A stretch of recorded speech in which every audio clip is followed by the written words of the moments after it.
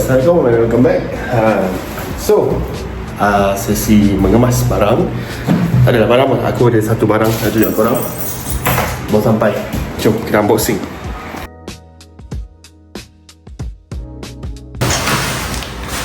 Ni dia guys. Nampak tak? So ini adalah rak yang aku beli daripada Becky.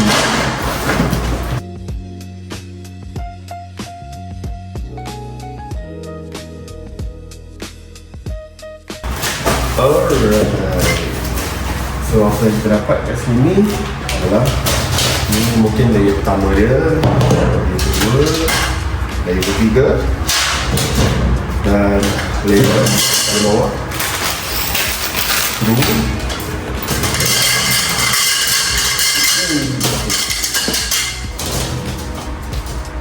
So ini adalah dia punya stand.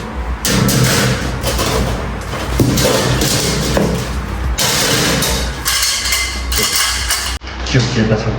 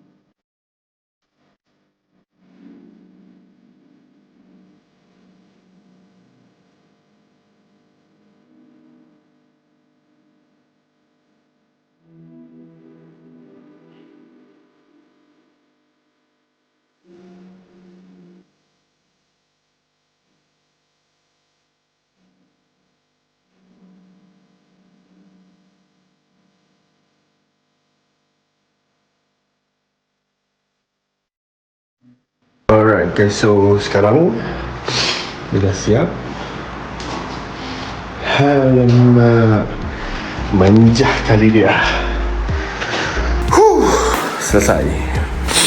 So apa bantal ni? Apa pula? So rak ni akan letakkan di sini.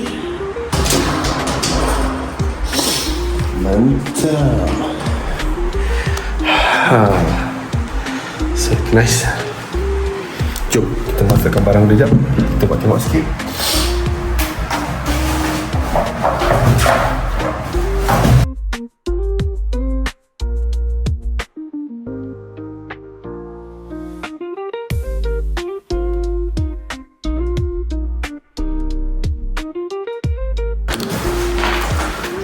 Okay. So inilah dia rak aku. Yes, memang aku nak buat ni memang untuk tempat letak macam ni lah. Barang macam ni. Kalau ada barang-barang nak promotion, so contact. Hai, saya pergi biar.